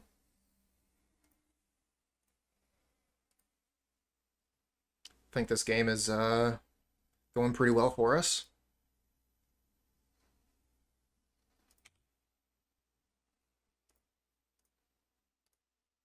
I'm going to return the Great Furnace to my hand here.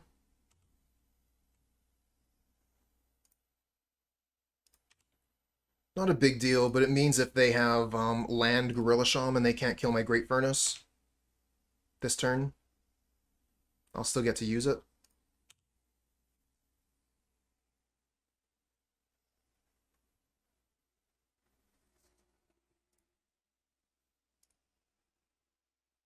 But yeah, like there would be tutors that I would be able to engage with over Skype or whatever.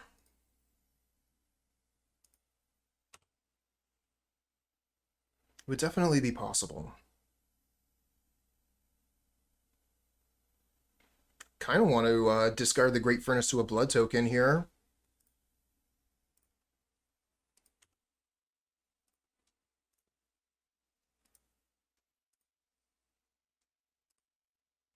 Okay, we got a Vampire's Kiss. Let's go for that.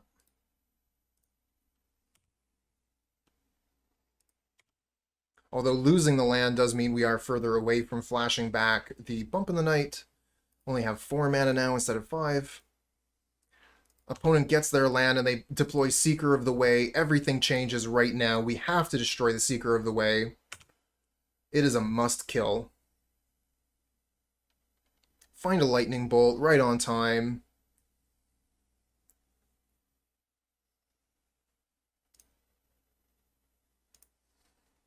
Please don't have Muta. Please don't have Muta. Please don't have Muta. Nice.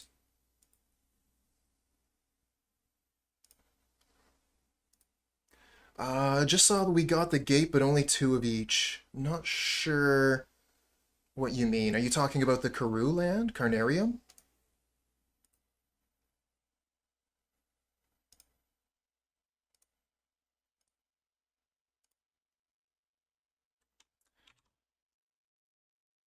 I think we wait one more turn on Faithless.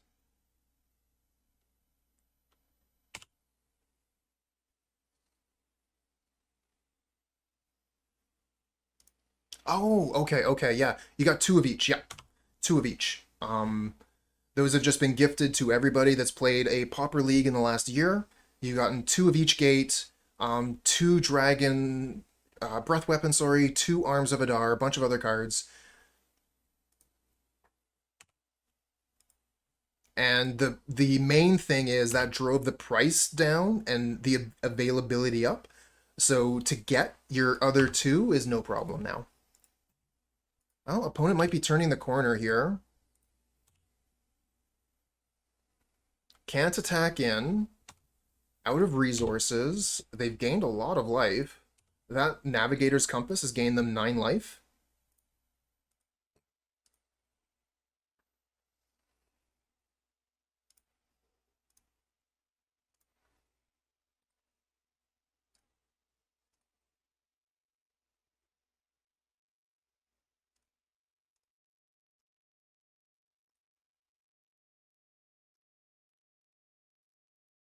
I love the Kitchen Imp. Nice.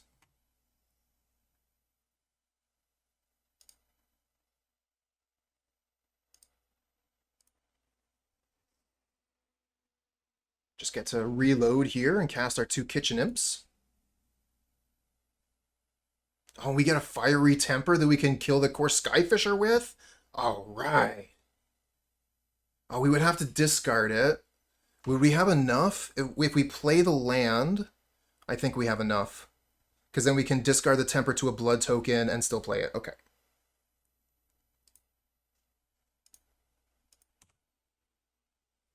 This is going to be a good turn.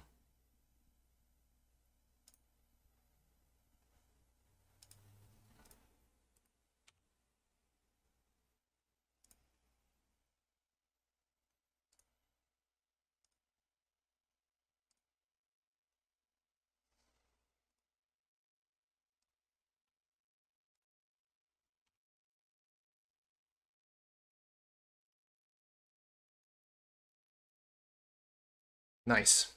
And we draw a card. These blood tokens are so good. Turn all my spells into cantrips. Love it. And this is going to allow us to bounce a land back to hand, which we can then use to discard, maybe get some action. Great turn, though.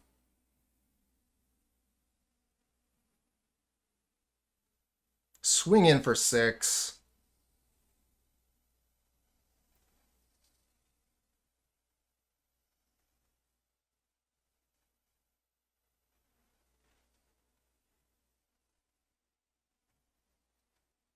Seeker of the Way, that's a problem.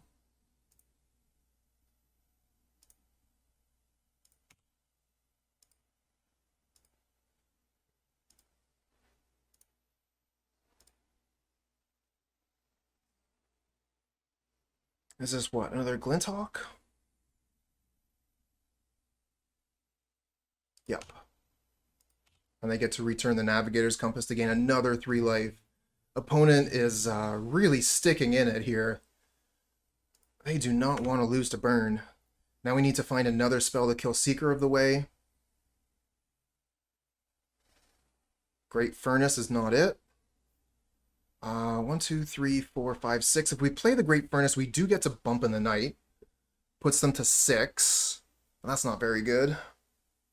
I think we start with the blood token.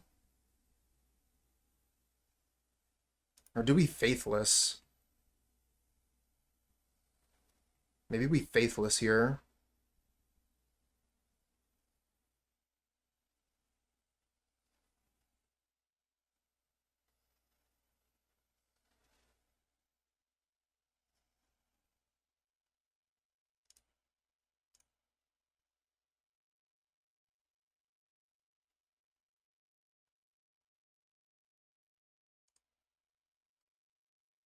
Oh, that's rough. That sucks.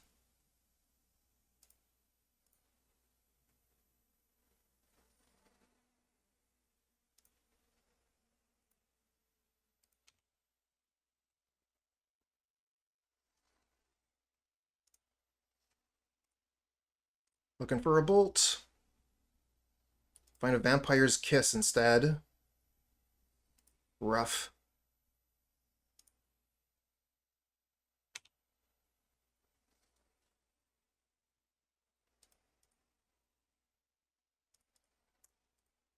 Maybe if we keep these back, we can just, like, block everything on the Seeker and at least get it off the board if they attack.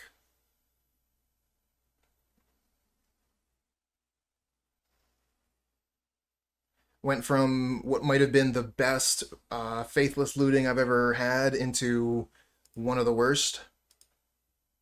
Oh, Wedding Invitation makes the Seeker of the Way unblockable. Oh, is this a tribe list?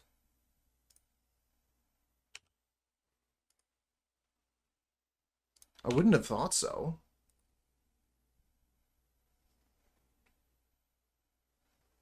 Navigator's Compass makes a Seeker a 4/4.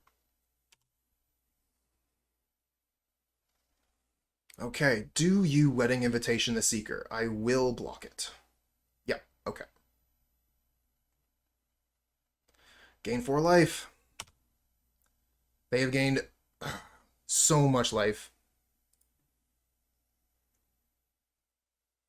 Don't have another Faithless Looting. We only have Bump in the Night.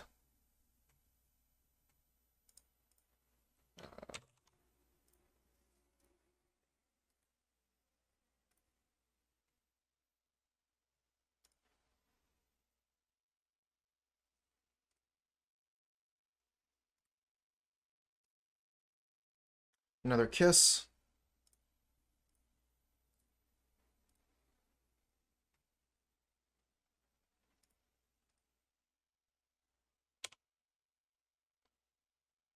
And once again, we'll keep the Kitchen Imps back to block Seeker of the Way. Try and take it off the board so it stops gaining life. I'm also going to have to be aware of my time here. If we end up going to the game 3, time could become an issue.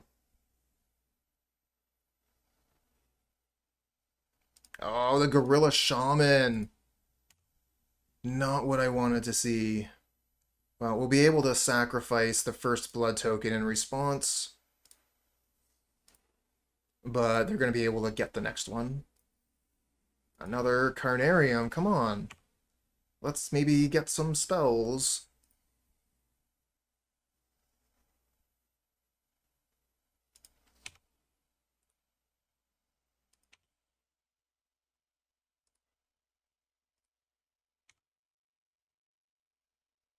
Technically a spell.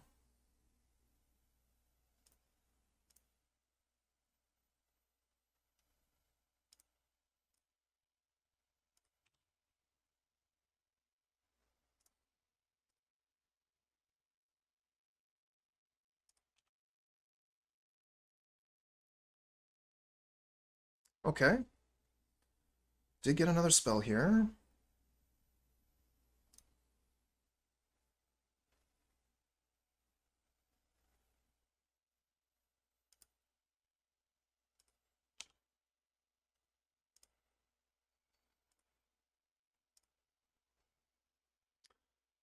Nice draw, huh?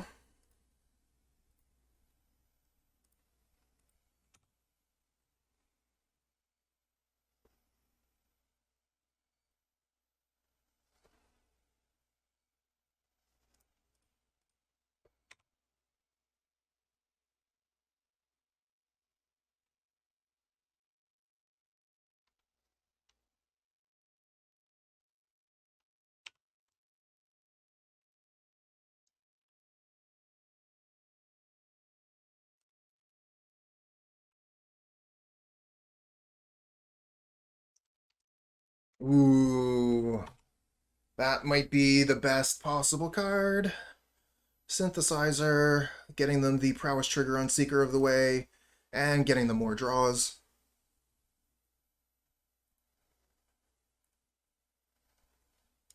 So no blocks here. They just get to gain 3 life for free.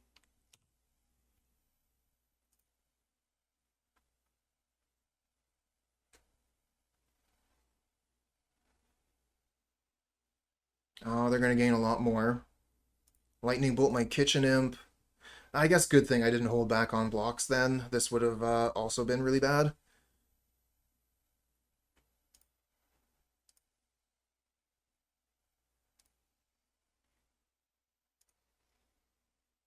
Can we attack with our Epicures? Oh, okay.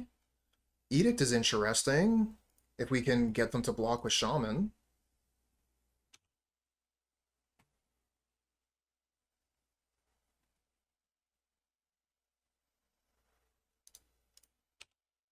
Maybe I should have Faithless first, maybe. No blocks. No surprise.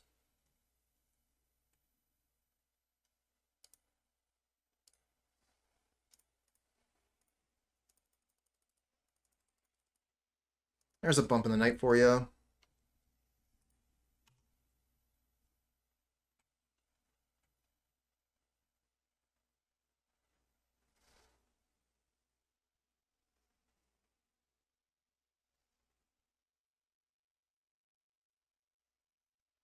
Has anyone been keeping track of how much life the opponent has gained? Because it's a lot.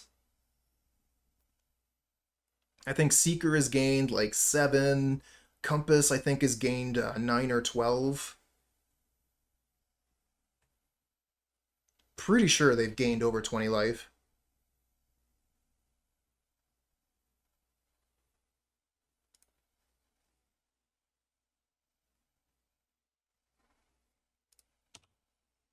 Yeah, Edict's not going to be doing much now.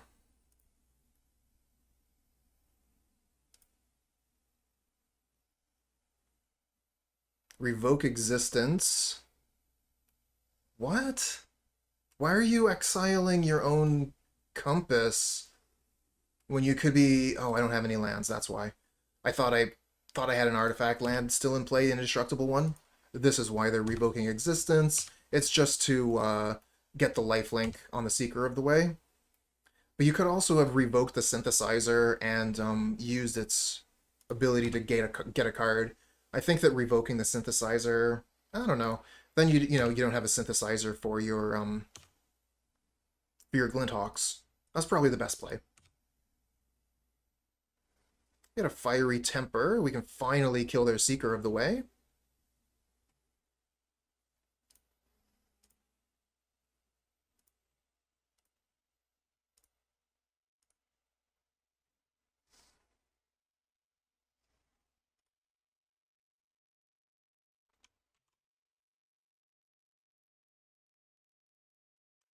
Okay, that was just stupid. I had Faithless Looting right here. Why didn't I Faithless for the Temper?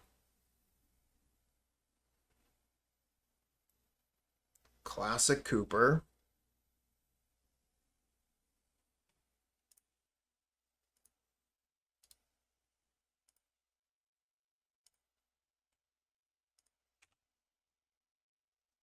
Let's get in for 2. Probably the last time our Epicures are going to be able to get in for damage. Kind of assuming they're going to make a 2/2 Vigilance here.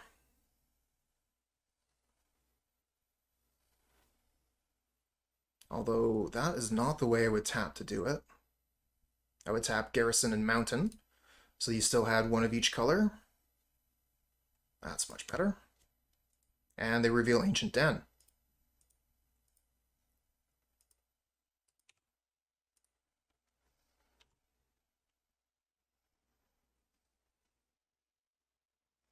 Might as well play it. And they do attack, putting us down to 10. 10 all. We get a Galvanic Blast, but we don't have the artifacts for it. It does kill the Samurai, though. Let's start with a Faithless Looting, I think. Okay, we'll get rid of Drossforge and Faithless. Play a Swiftspear. Galv Blast the blocker.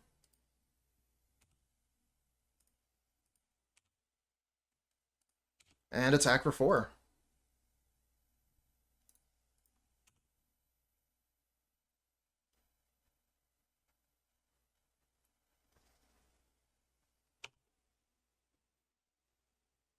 I don't think that a mono red deck would be able to even have a chance in this game. I think the only reason we have a chance is because we cantrip all the time. Edict. Let's start with a Faithless.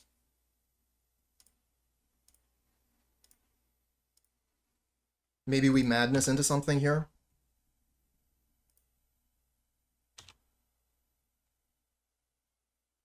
Oh, that sucks. It might be lethal, though. And then, I mean, at the very worst, we get to Lightning Bolt their Seeker.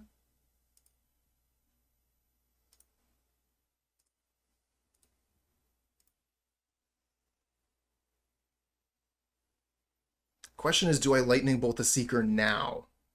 Or do I wait until combat?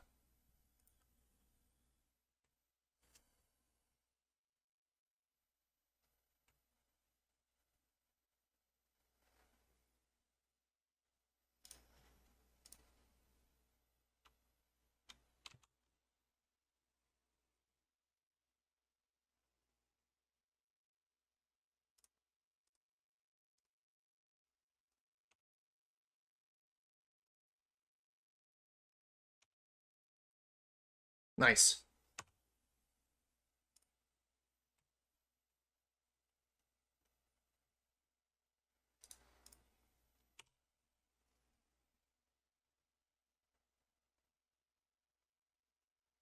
Block an Epicure. Do you go to 2, though?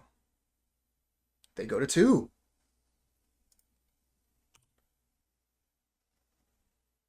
There's a Swiftspear of their own.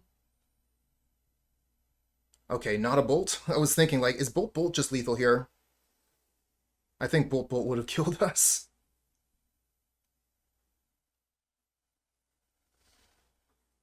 Alms of the Vein, target you. Just because it has madness doesn't mean we need to discard it. Good game.